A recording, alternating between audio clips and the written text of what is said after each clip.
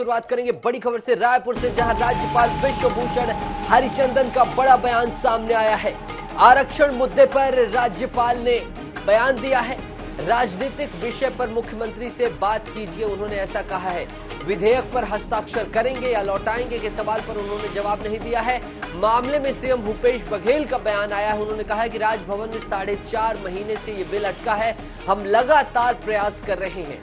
CM Bhupesh BJP आरक्षण के खिलाफ हैं, ऐसा माफ कीजिएगा, उन्होंने कहा कि हम लगातार प्रयास कर रहे हैं। यही उन्होंने सीएम भूपेश बघेल ने कहा है कि बीजेपी आरक्षण के खिलाफ है।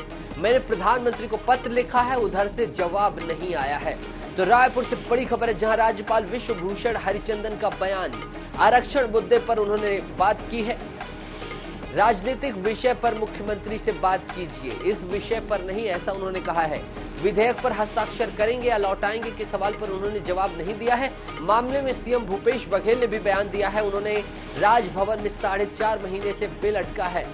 और ज्यादा जानकारी के लिए हमारे सहयोगी मोहम्मद हसन हमारे साथ जुड़ गए हैं। हसन, विश्वभूषण हरिचंदन जी ने भी अब इस मामले पर बयान दिया है, क्या है कुछ है ये बयान? देखिए, बिल्कुल निश्चित रूप से जिस तरीके से छत्तीसगढ़ में बात करें तो आरक्षण अब एक बड़ा मुद्दा बनता जो है वो नजर आ रहा है। आज 4.5 महीने से ज्यादा का समय बीत चुका है जब आरक्षण का जो मुद्दा है वो विधानसभा में पारित किया गया था, लेकिन आरक्षण को लेकर जो बिल है उस पर अब तक राज्यपाल के हस्ताक्षर नहीं हुए थे।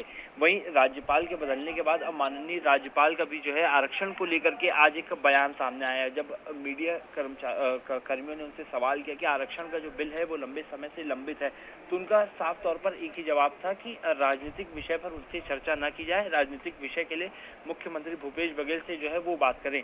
तो उनका एक ही बयान जो है यहाँ पर सामने आया जब आरक्षण को लेकर के बात आई कि I am governor ask political matter to CM.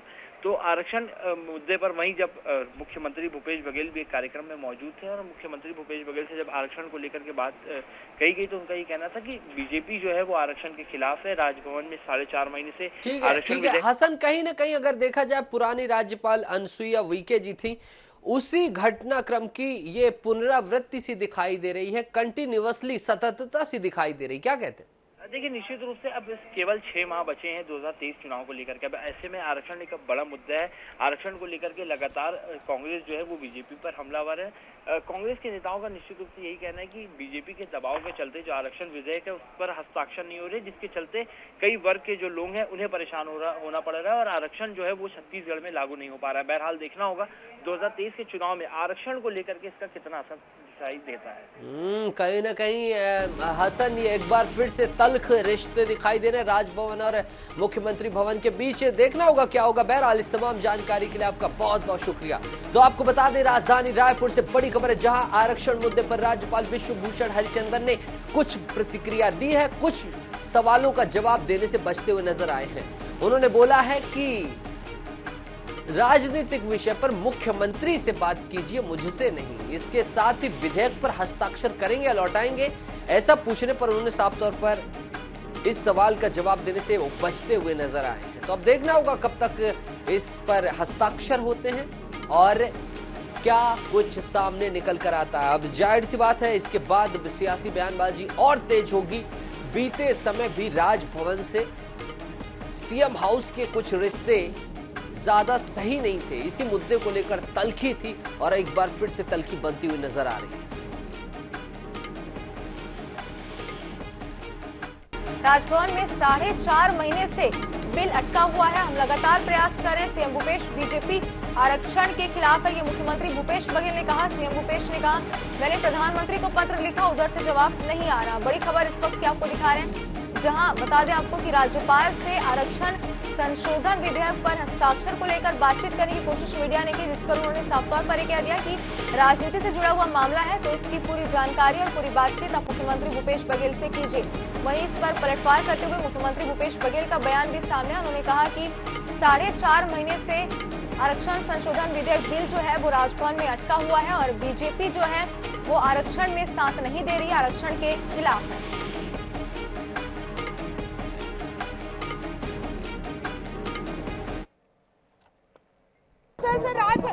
Raj Bhavan में अटका हुआ है सर, इसीलिए आपसे बात करना चाह रहे हैं। Governor has some limitation. That's what don't ask for.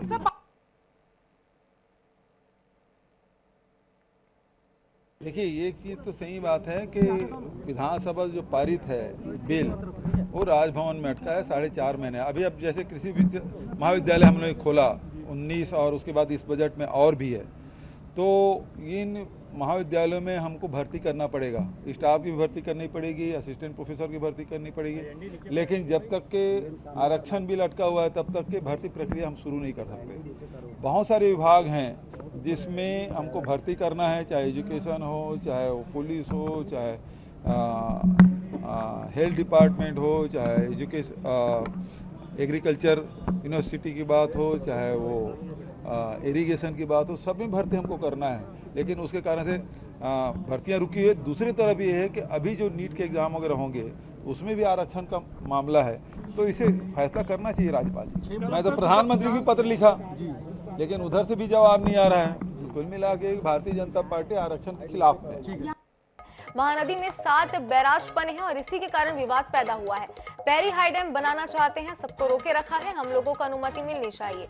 बता दें कि आज जल विवाद न्यायाधिकरण टीम छत्तीसगढ़ दौरे पर रहेगी। 40 वर्षों से छत्तीसगढ़ और उड़ीसा के बीच महानदी को लेकर विवाद चल रहा है। इस मामले पर न्यायाधिकरण के अध्यक्ष और सुप्रीम कोर्ट के न्यायमूर्ति के एएन खानविलकर और उनकी टीम आज दौरा करेगी। दोनों राज्यों के बीच चल रहे महानदी विवाद को लेकर सुप्रीम कोर्ट ने न्यायाधिकरण का गठन किया है। विवाद को लेकर राज्य सरकार मजबूती से अपना पक्ष रखेगी।